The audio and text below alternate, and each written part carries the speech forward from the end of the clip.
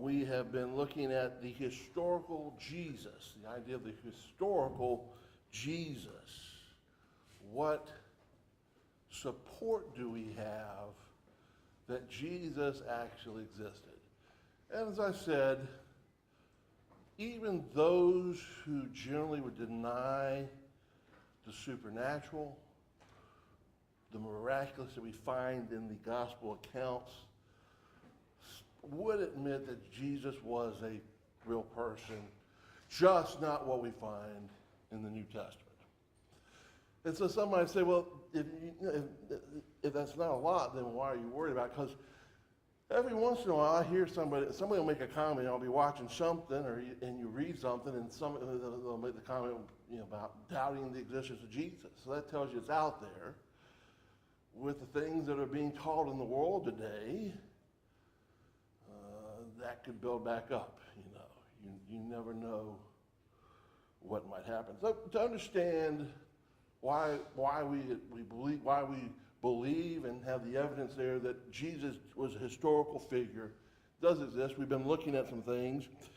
We're going to look at some supporting documentation.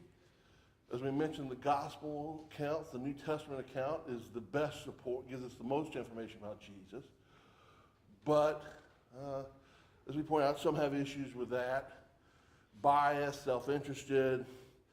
When it was written too late for them to be really eyewitnesses. This would have been written by third parties years in the future, and actually they're sort of lying about it.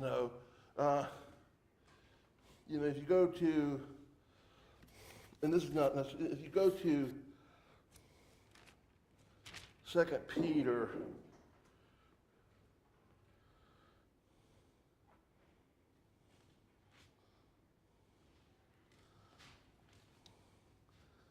and for chapter 1, the second epistle, and look at chapter 12, verse 12, and hold on one second while I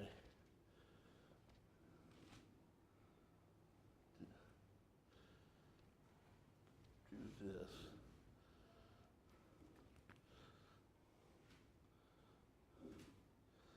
For this reason, I will not be negligent to remind you always of these things, though you know and are established in the present truth. Yes, I think it is right, as long as I am in this tent, to stir up you by reminding you, knowing that shortly I must put off my tent, just as our Lord Jesus Christ does what? Or did what? Showed me. Moreover, I will also be careful to ensure you that you have always have a reminder of these things, have my decrease. For we did not follow cunningly devised fables when we made known to you the power and coming of our Lord Jesus Christ, but were what? Eyewitnesses of his majesty. And of course, what you'll find, though, is some people would say that the second epistle of Peter was the last epistle written. It was written sometime in the early to mid-2nd century, maybe even later. And obviously the person that wrote that was not Simon Peter or Cephas. It was somebody else. But what then are the claims there? Peter was an eyewitness. He was present with the Lord. So what then do we call that? If that's true, let me just say, if that's true, if this was actually written by somebody in 130 AD or 120 AD and it really wasn't Simon Peter, what do we call that? And the polite term would be fiction, would we not? Other terms a little more harsh could be used. And so that's the argument there. You see, they're farther away, and obviously they're not eyewitnesses. But what does Peter here claim? He was an eyewitness of Jesus Christ. He was present. An accident occurs out here in front of the building. I'm standing in the front of the building, I've seen it. That makes me an eyewitness. If I'm in Clinton, am I getting Clinton in my vehicle when the accident occurs and I got an hour, 15 minutes to get over here, I can hear about the wit, I can hear about the meeting, the action, I can write about it and say, oh, this was bad. Maybe someone showed you some pictures, but am I an eyewitness? No. So when we have these things, these are the arguments that they use, and we talked about this last week, that generally it's believed, even by some who would be more radical, more liberal in their theology, that the New Testament was composed by the end of the first century, that the book of James, the epistle of James, was actually written by a man by the name James, who was actually the brother of Jesus, that John wrote the fourth gospel, that Paul, when you see Paul's name in these epistles, who was the writer? Paul. So those are the things that we find out. Then we also point out, the next thing was, well, Rome was a very bureaucratic government. Bureaucracy, we talk about the bureaucracy today, bureaucracy is not new, is it? And back in the days of the Romans, they were very, very bureaucratic. They kept records. And how many records can we find in the archives of the Roman government that mention Jesus Christ? And we don't find any. And of course, we don't know how many records there are a lot of times. And here's the thing. We might know how many there are, but how many should there be, I looked in these 5 filing cabinets, couldn't find anything. But let's just say during the time of the Roman Empire, there were 1,000 filing cabinets. So that tells you something, But then we looked at an individual who is found in the Bible, found in the New Testament, mentioned some 20 times, was a Roman official by the name of Pontius Pilate. How many times, with regard to those archival documents that they have in possession, how many times do we find Pontius Pilate's name mentioned? In the official archives, none. We find his name mentioned in 3 writings, and we find support that he was the prefect, the procurator, with the archaeological find of a concrete slab that had his name as a part of the dedication to a temple. But here's a Roman official, played an important role in Palestine. And where is this official Roman documentation? But yet, Tacitus mentions him. Yet, Josephus mentions him. Yet, Philo mentions him in their writings. Non-historical, non-archival writings, but they are mentioned. So, and as we point out, that's one of the things. The writings from that period of time that we have some 2,000 years later are small in number. Then we'll look at one other idea before we move on.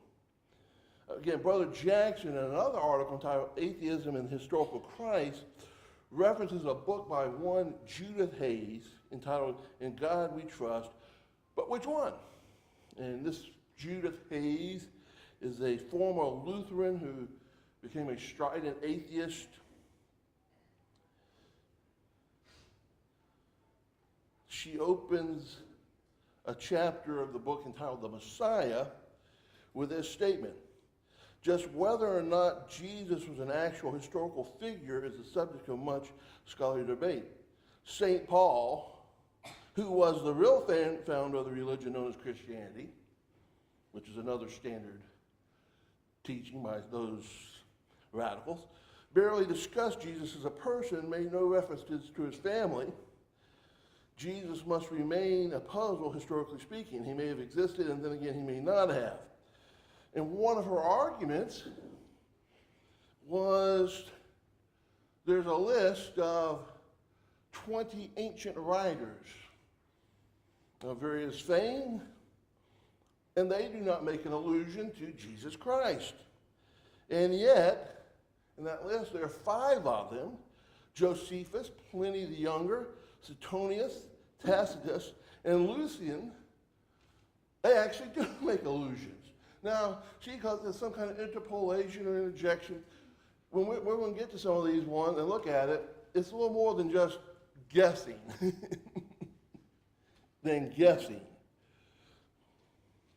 But then Brother Jackson looks at some of the other names that are mentioned. So one of them was a man by the name of Arian, Arian, A-R-R-I-A-N, Greek historian who was born 65 years after the death of Christ. Spent most of his time in Athens, did write some about the ethics of the Stoics, but is known mainly for his history of Alexander the Great, who of course lived some 350 years or so before the birth of Christ. So how would Arian, or Arian, if I'm pronouncing it right, connect Alexander the Great to Jesus Christ? Juvenal,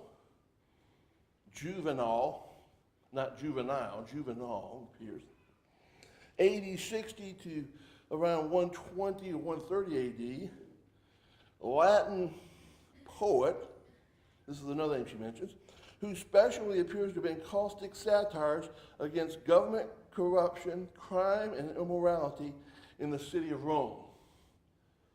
So his specialty appears to be with poems and about the city of Rome. How much time did Jesus spend in Rome? None.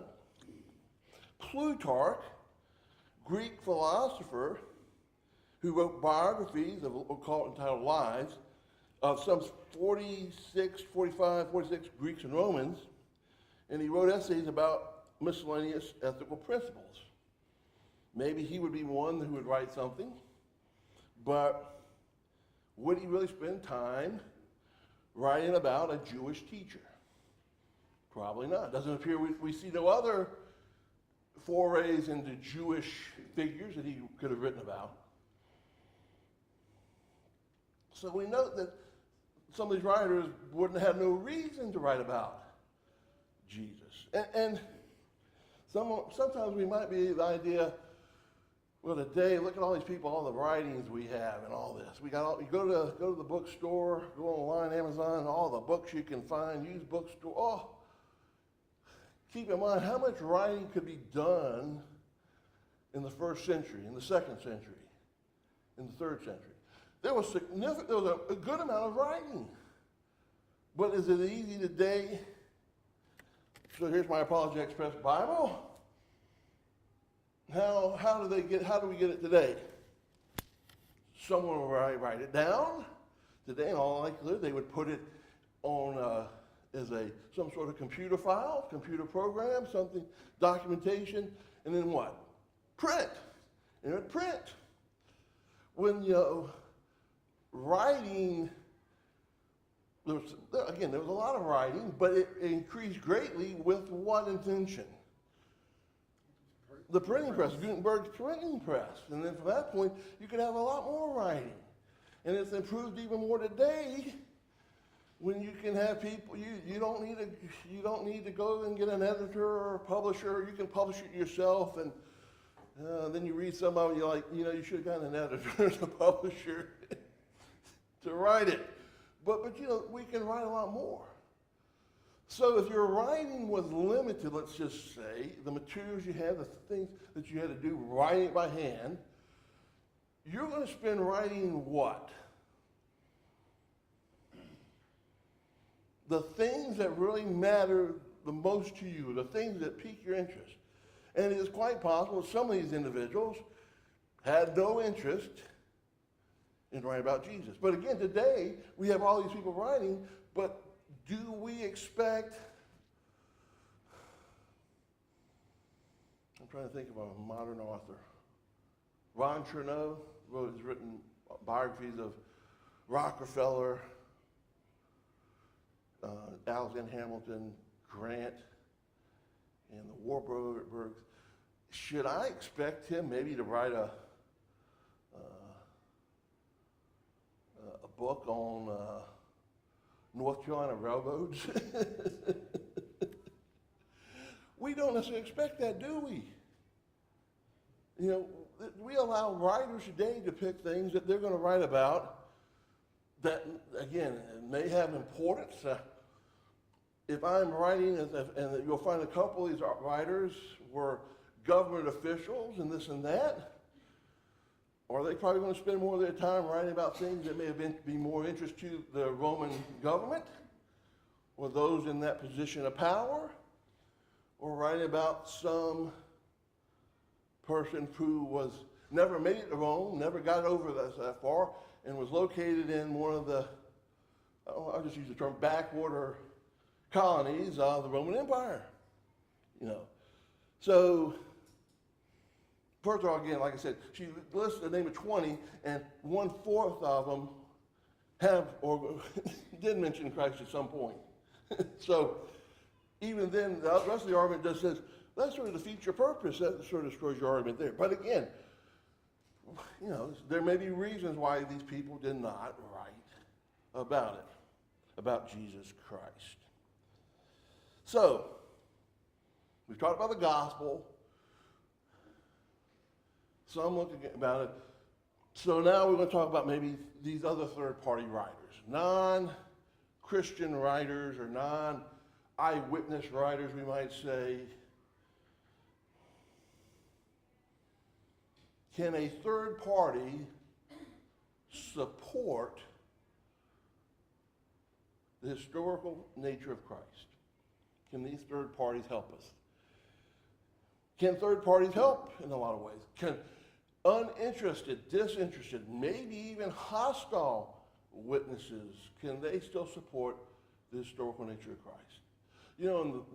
This is not with regard to the historical nature of Christ, but in the New Testament, of course, we have two books that deal with, two of the gospel accounts the first part of the book deals a little bit with regard to the birth of Christ. In Luke's account, Luke gives a little more detail with regard to when it occurred, why it occurred, why was Joseph and Mary in Jerusalem, and some other things.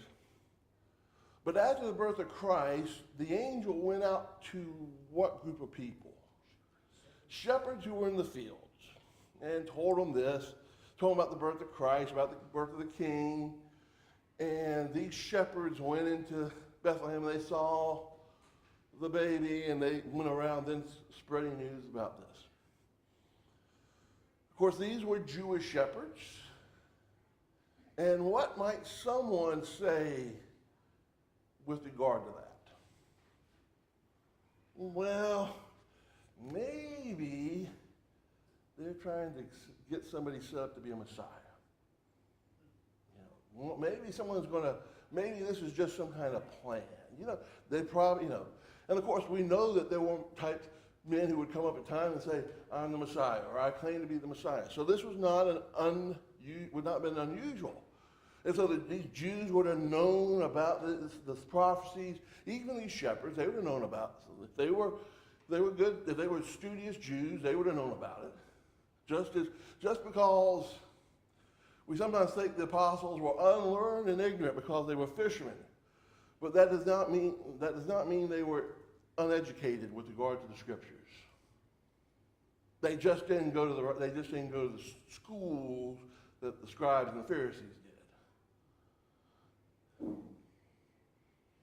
So then we go to the book of Matthew.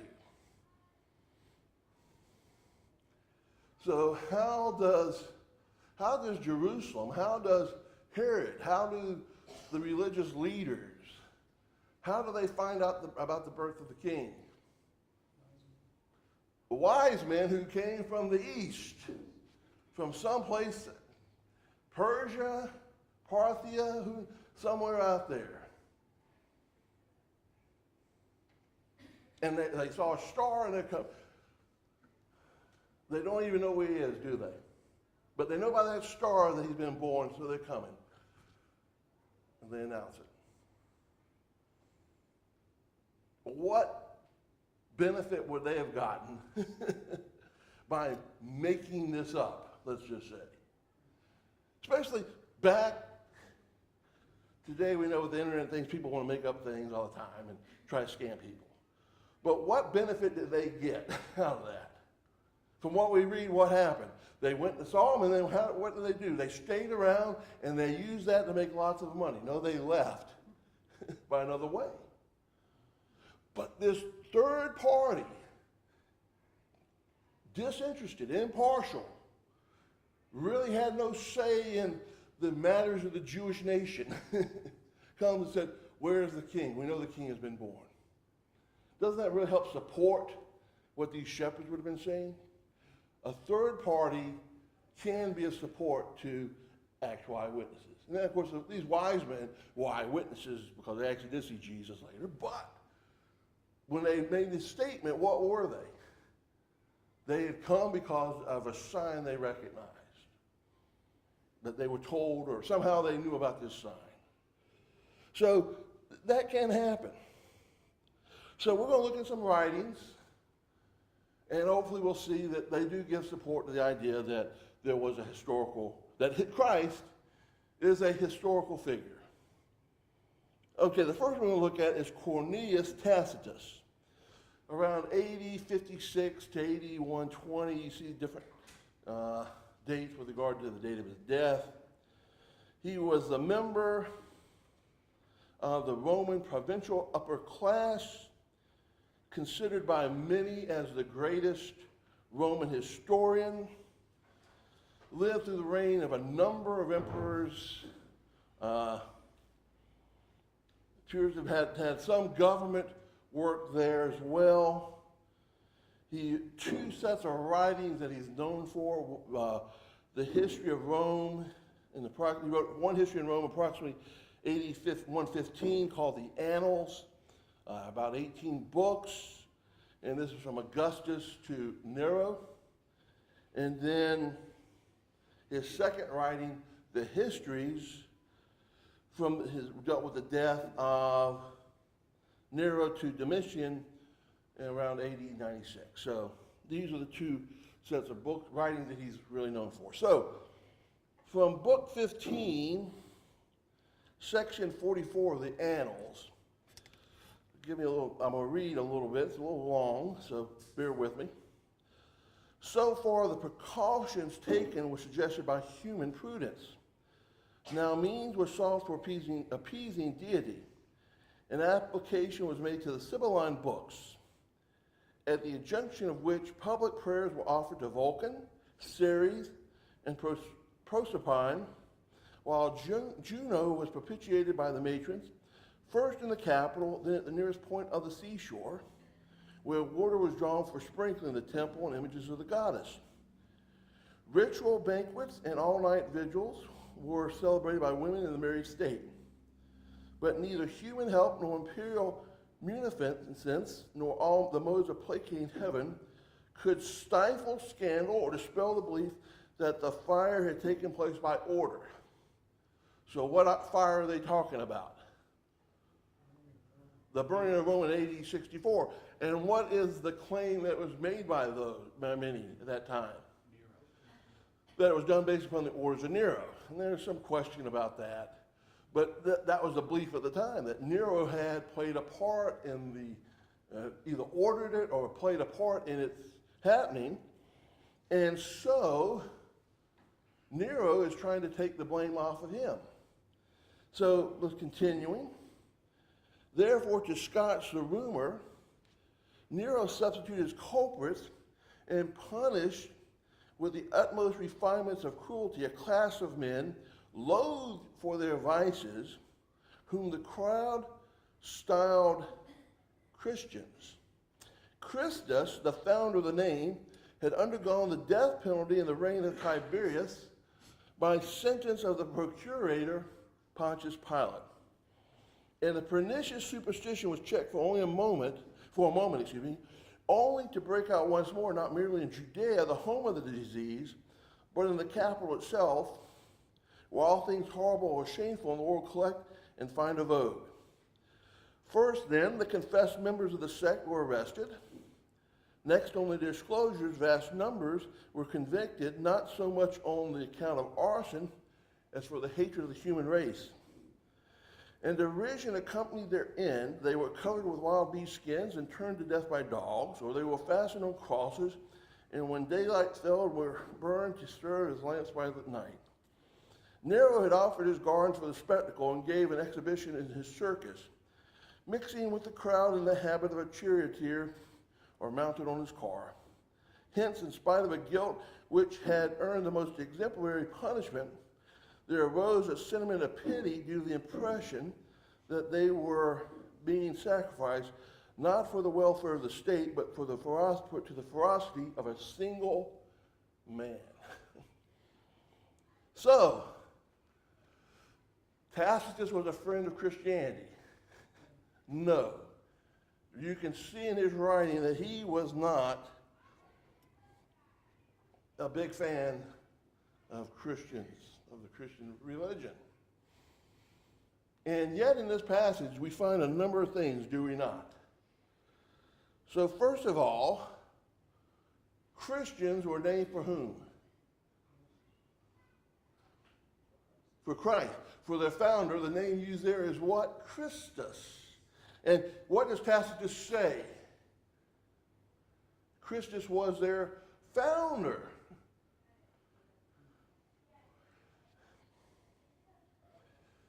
And I thought about that because we do know that there were, go back to 1 Kings chapter 18. There were men and women who worshiped Baal, worshiped these very false gods. Even today, do we not have some world religions that worship some sort of gods? So maybe, how then do you differentiate? That word founder tells me something, does it not? Who founded the Baal religion? Well, Baal was a god, was he not? The god's Baal. Yeah. Baalism. Who was the founder of the law of Moses? Some would say Moses, but who was that founder? No one really founded it, did it? God instructed them. But the idea of a founder gives the idea that there was some person or persons involved. Even today, when someone said, who founded the Church of the Latter-day Saints? Well, the Angels of Moroni gave this. But whose name gets brought up? By that group themselves. Last name Smith, and Joseph Smith. Who is the founder? Now again, Allah was involved, but who's the founder of Islam? Muhammad. Names are given. People are this. This was not just a group of people who said this. This Tacitus says Christus was the founder. There was somebody who actually initiated this. Now, if Christus was some imaginary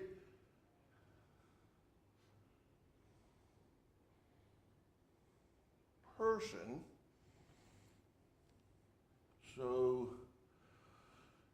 one day you stop in a place, you stop in a hotel, and you look over the conventions. There's a convention center, a little room over there where they have me, and there's a group of people.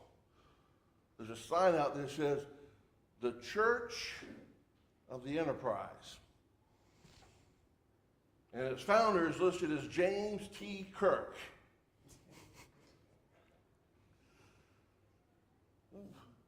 What do I know about that already? First of all, James T. Kirk couldn't found anything like that, could he? Because he's an imaginary character. Now, unless there's a person who actually maybe changed his name to James Tiberius Kirk, and that's what it says on his passport now, his driver's license, but the human being would have had to do it. Some imaginary character didn't do that, did they? When they worship Baal, as we based upon what you can tell on from 1 Kings chapter 18, there is no Baal, so Baal didn't. the god Bel did not initiate the founding of the Bel worship. It was done by people. A founder who founded Walmart, Sam Walton. A person who founded Federal Express, Fred Smith. A person. Founder gives an idea that someone existed. And we don't see anything in the language there that said these people, not only were they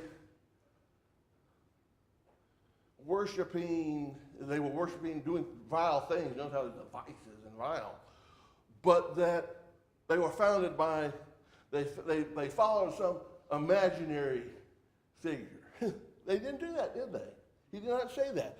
For all the things that he said, he was writing this as history, he gives credence to the idea that there was actually a person called Christus, referred to as Christus. And he actually gives a few other instances, does he not? He talks about his death. He suffered the death penalty. When did he suffer the death penalty? Under the procurator Pontius Pilate. During the reign of what Caesar? Tiberius.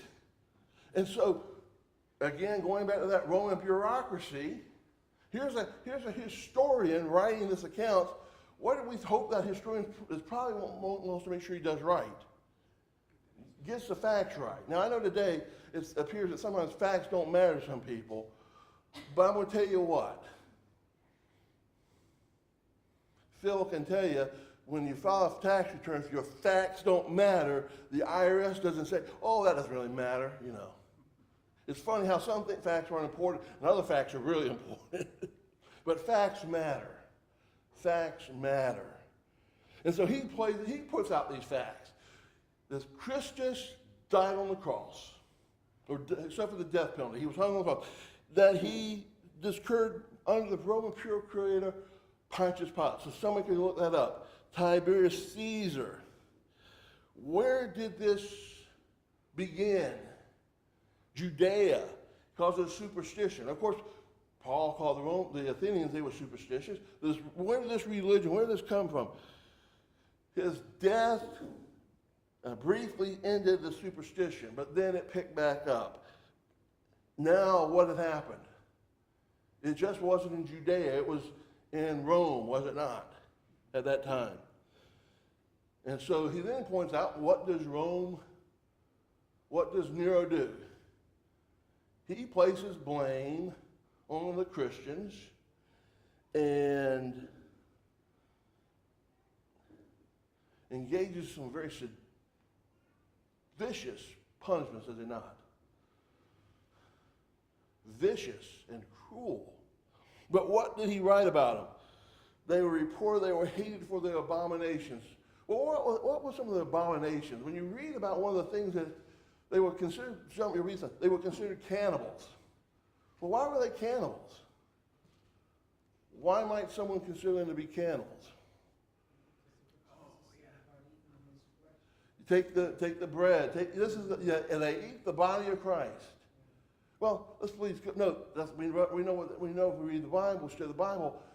Bread is not his actual body, no matter what the Catholics teach with regard to transubstantiation, and that's why that's an important matter. Because if it was actually the case, then they would be cannibals, would they not? If that bread actually turns into human flesh, then we're cannibals. But it doesn't. But that's what they thought. The other thing that got them was they only worship one God. That bothered the Romans big time as well. They only worshiped one God. And they did some other things. Notice, they were convicted for their hatred of mankind. How did they hate mankind? Because they weren't doing what the Romans wanted them to do. Mocked and tortured, nailed to the cross, burned to death. And yet, what became of this? It's interesting to note that due to the viciousness of these punishments, that what occurred? What developed among some in Rome? Sympathy for these Christians. And so what possibly then happened because of this punishment, because of this persecution? church again grew. It spread. So where did so Tacitus made this section up? If he made this section up, then did he make everything else up that he wrote? Or did he have some sources? Were there people that were present that knew of this? Were there official records that he would have looked at, could have accessed? But we also note that what? Again, that Jesus Christ's death was linked to two people. Now, again, Pontius Pilate may not have been around, but we have support of that in other writings, and plus, again, that's Slav. It's mentioned in the Gospels. But would anybody doubt that Tiberius Caesar did not exist? No. So Jesus is linked to two actual people. Now I realize that there's a genre called historical fiction. James Michener is a guy who I always think about when historical fiction. If anybody ever read a James Michener book, usually they were about this thick, and you could hold off a mugger with it. It was pretty big. And one other thing I've read, Texas was one I think I got for Christmas one year, and then there was one Poland. I read maybe one other, and of course he had intertwined with. He had fictional characters developed, but he put them in situations where historical events and people and places were involved. And that's the nature of historical fiction. And even some fictional writers that aren't technically fictional writers do. Sherlock Holmes was placed in a real city, was he not? London, England. Placed in a real country. Placed with the descriptions of places that people would know. Now, there were fictional events and this and that. But when you have historical fiction, there may be some history involved, but what's the key word there? Fiction. I'm going to write my history report. John will pull from the historical fiction section. I will pull from actual books of history. Again, today I don't know, but who probably is going to get a better grade? Probably the one who pulls from actual history. Well, at least answers on the test. Unless you can do an answer, a funny answer. I read some account, some kind of one time. There was a TV show called F Troop, and there was a soldier on there named Duffy, and he had fought with Davy Crockett and Jim Bowie. And of course, remember the Alamo. Supposedly everybody died. Of course, there's historically there's some women, a couple women, this and that. But some guy said he wrote on his answer, it said this, and he says, plus Officer Duffy, who was with F Troop lady. And the teacher says, gave him some credit for having a good imagination. I would have, actually, if I was a teacher, I would have appreciated that too as well. I would have said, that's pretty good there. But historical fiction is fiction, even if it does include some things that may be historically accurate. Tacitus, we don't call him a historical fiction writer, we call him a historian. And so we would assume that the facts that he's put down here, to the best of his ability, are true. And that includes the idea that this founder, Christus, did found this sect called Christians, and that he was put to death during the time of the reign of Tiberius Caesar, when Pontius Pilate was procurator in Judea. His second book, Histories, and most of these have been lost, and this reference comes from a writing in the future. I'm not going to, this actually appears in a writing of Sosippus Servanus, who was a Christian writer of the late 4th, early 5th century.